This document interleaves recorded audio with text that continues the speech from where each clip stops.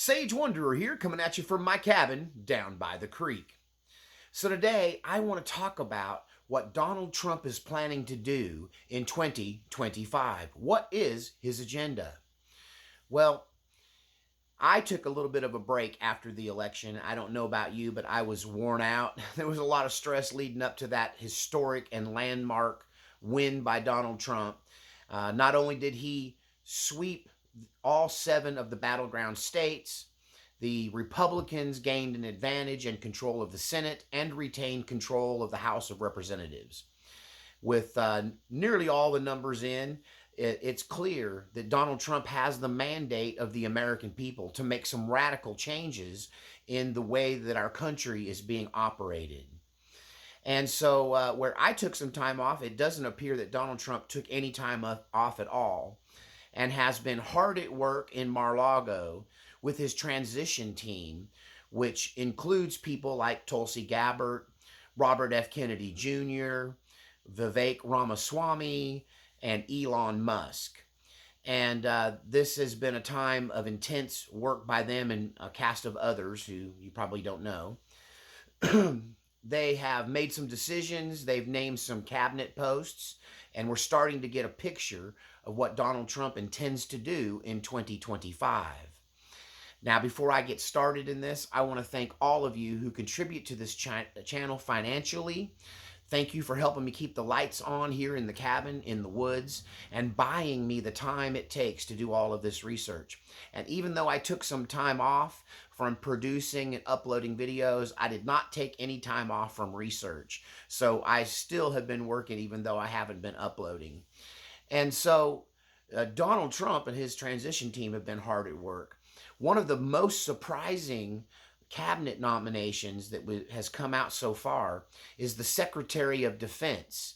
Donald Trump has announced he's going to nominate and appoint a guy named Pete Hegseth. Pete Hegseth. Who is Pete Hegseth?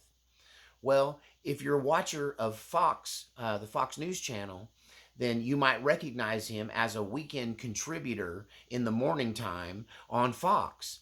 And so MSNBC and others in the lamestream media have been popping the gasket over how Donald Trump is going to take some contributor on Fox News and make him the Secretary of Defense, the main head of the Department of Defense, the DOD, the person in charge of prosecuting wars and defensive maneuvers around the globe and organizing all of our branches of the military. So who is this guy, they say, this TV personality? Well, first of all, would it surprise you that Donald Trump, a TV personality, might hire another TV personality to assist him? That's not too far-fetched. But what you're going to find out is Pete Hegseth is Major Pete Hegseth. He's a decorated veteran of the Sandbox Wars. He has 2 bronze stars. And to give you an idea, a major is not a low-end player in the U.S. military. My best friend growing up, his dad was a major, and he was in charge of the entire West Coast, north of San Francisco, of all of the National Guard armories. So he was a big wig and a major.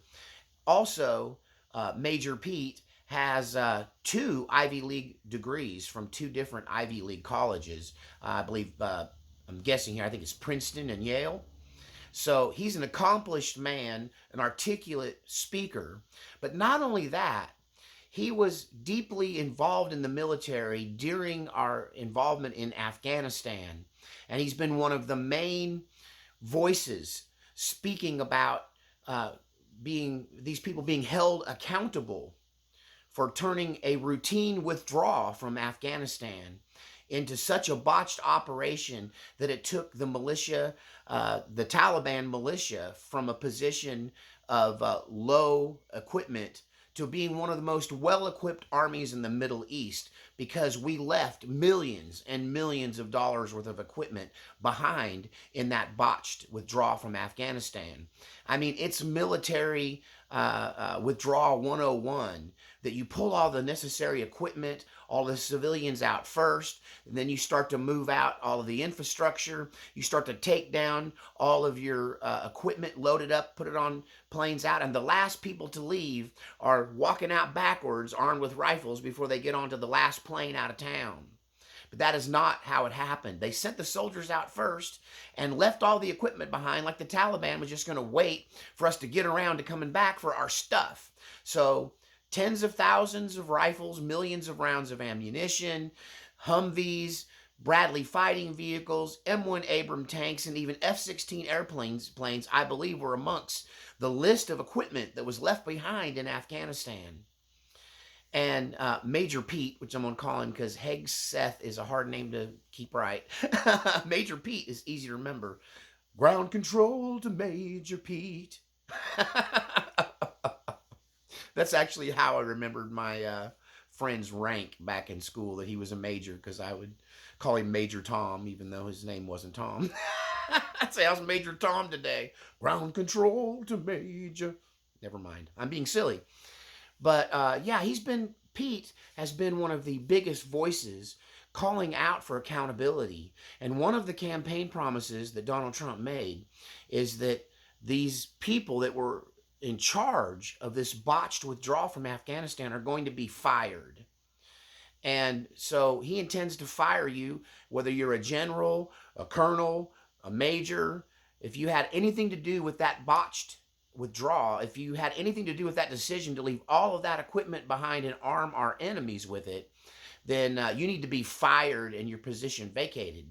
And you need to be replaced by somebody of a higher level of competence or ethics, depending on what was the reason for the botch. Was it just incompetence, or were they trying to make some political statement? I mean, some of these people possibly could be guilty of treason over arming the Taliban with our own equipment. So I think Pete's a good choice because he's up on this. He has his thumb on the pulse. He's already followed the breadcrumbs. He pretty much has a list of people that should be held responsible already. And so by making him the head of the Department of Defense, it gives him all the power necessary to make sure that those people live up to what Donald Trump recently said, that the men responsible for that, if you had anything to do with that, that he wants your resignation on his desk by noon on Inauguration Day, and otherwise you're going to be fired and removed from your position. I heard MSNBC talking heads on the Joe Scarborough show discussing this, and they seem so shocked that a president might fire admirals or generals in the U.S. military, Pentagon officials, and they seem to not understand Civics 101. I mean, the main gig of the President of the United States is to serve as commander and chief of our U.S. military and be the top cop in all of our federal law enforcement. That's called the executive branch. Look it up. Right? It's one of the things that people moving here and immigrating to the U.S. legally who go through the citizenship process, it's on the citizenship test. If you don't understand the branches of government, Joe Scarborough, you seem shocked. In fact, he said a president can't go around firing admirals and generals. Who does he think he is? They're not going to allow him to do that. The Pentagon is set off by it to itself. Duh, Joe Scarborough, do you not understand what commander-in-chief means? The president's oversight of the military. It's why he has the nuclear football, because he's the only one authorized to use that kind of deadly force, is the president of the United States. He is the top general. He's the general of all the generals. The commander-in-chief is the civilian head of our U.S. military. Our U.S. military is not self-controlled or self-governed. It's under the direct control of civilian oversight, command, and control. And the president sits at the top of that heap. The president can fire anyone and everyone. The president has the power to downsize our U.S. military if he wants to. He could just send them all home. right? Just keep the essentials that needed necessary to defend our country and send everybody else, to the soup line. He has the power. He's got the power. Ow, he's got the power. Donald Trump can do whatever he wants with the U.S. military. That's what commander-in-chief means. And if for some reason in this crazy, screwed up modern world, our commander-in-chief does not have the authority to fire generals and admirals, then he's just a figurehead and he's not really the commander-in-chief, right? Then somehow along the lines, the Constitution has been subjugated and subverted by these people, and somehow we have a new branch of government called the U.S. military. Last I heard, they were under the executive branch, and the head of the executive branch is the President of the United States. Ultimately, it's Biden who is held responsible. If the buck stops here, if you go all the way to the top, Joe Biden was responsible, in a lesser way, Kamala Harris, for this botched departure out of Afghanistan that cost us millions and millions of dollars in valuable and deadly equipment that fell into the hands of enemies of the United States. It's arguably treasonous what happened there. So people are quaking in their boots over at the Pentagon. People at high level who had something to do with that are actually having secret meetings. Did you hear about that? That they're having private meetings on what they can do to stop Donald Trump and his agenda for those Pentagon officials. How can they block him? Expect them to use lawfare. It's their go-to. So you can probably see lawsuits for wrongful termination, arguments that they're not responsible for what happened and therefore they shouldn't be fired. But ultimately, the Constitution's pretty clear. Commander-in-chief means just that, commander and chief. There's going to be some military courts weighing in on this as well, and it may actually go to the Supreme Court as well. But I believe he has absolute authority to do what absolutely needs to be done, and Major Pete's the guy for the job. Now, over at MSNBC, I never paid much attention to them because their agenda's been clear. They're a bunch of liars. They're responsible for why people are losing their minds because Donald Trump won this election, and why they think all of us are Nazis and all of us are racist and all of us are threats to democracy. It's because MSNBC told them that, right? Joe Scarborough told them that. Rachel Maddow told them that. They never bothered to research it. They say things about Donald Trump, but they never show the clip of him saying it. They just say, this is what Donald Trump said, but they don't actually show you the clip, because the clip will show you that Donald Trump was taken out of context, that Donald Trump was being misquoted, or in fact, they just made it up out of the clear blue sky. Or somebody says they heard him say something sometime, somewhere, somehow. It's not fact, right? They don't report facts over at MSNBC, and their viewers are catching on to that. One of the unforeseen side effects of this landslide win for Donald Trump was that the people who watch MSNBC were suddenly awakened to the fact that they've been lied to. They found out Donald Trump didn't call Nazis very good people, didn't call white supremacists very good people. They found out that Donald Trump didn't say he liked Hitler. Donald Trump didn't threaten Liz Cheney with a firing squad. That was the big one. That was the big lie right before the election happened. And that woke up a lot of those MSNBC viewers. They said, but Joe said that Donald Trump was threatening Liz Cheney with a firing squad. It turns out he wasn't. Remember, I talked about this in my post-election video from last week, that the left is having a sudden wake-up call. Now, some of them are so brainwashed that they will never accept the truth. They have convinced themselves that Donald Trump is Satan incarnate. And some of these people are shaving their heads. Some of these women are shaving their heads. So as a protest, I think that's a great idea. That way, we'll know who you are. We'll see you coming.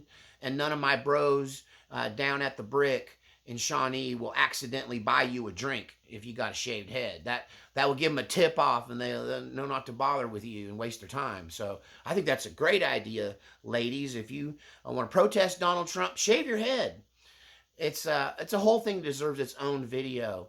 But there are actual clinical psychologists and psychiatrists, one in particular, who is a university professor, who went on to MSNBC and suggested that people who have family members that voted for Donald Trump, that you should cut them out of your life.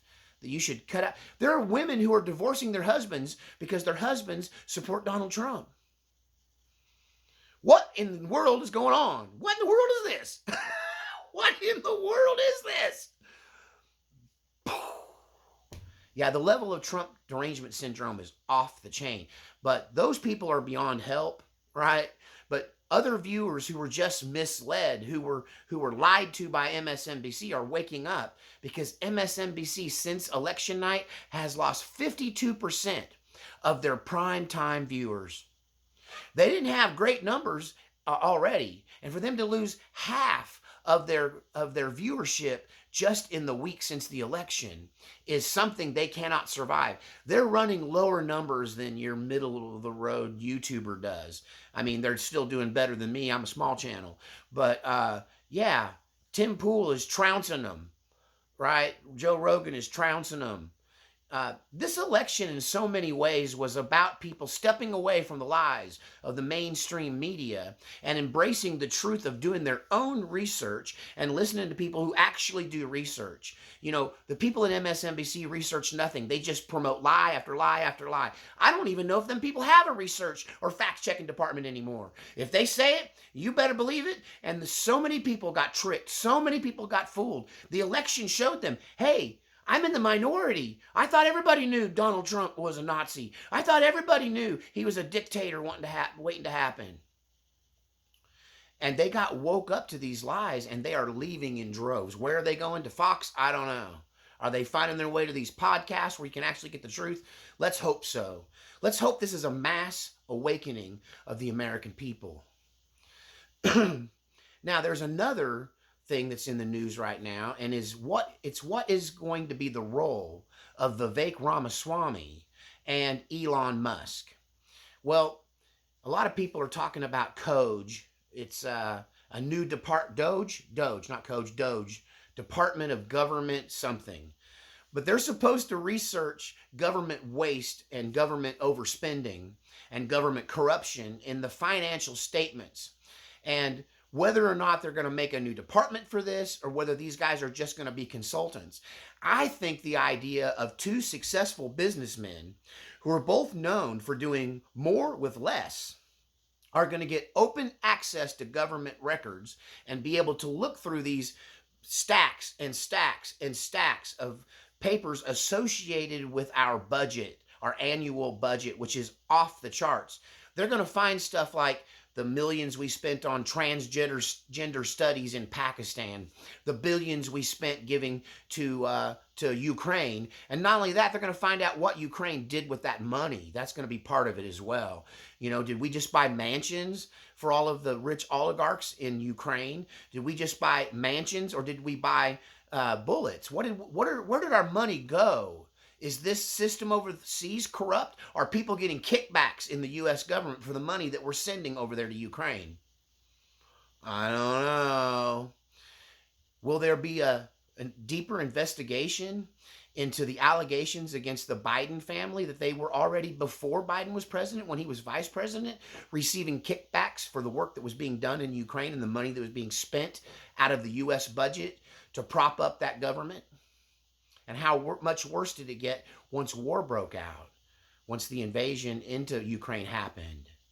So I think it's a great idea to give two completely unrelated, non-swamp creatures, people that have had to work their way around swamp officials, people that have already had to deal with dirty politicians to get to where they are in business, people from the opposition of government waste, people who want to lower our taxes, can look into our paperwork and be dedicated in finding and rooting out this government waste and or corruption, all the kickbacks, the hidden money, the black ops that are paid for by $10,000 toilet seats.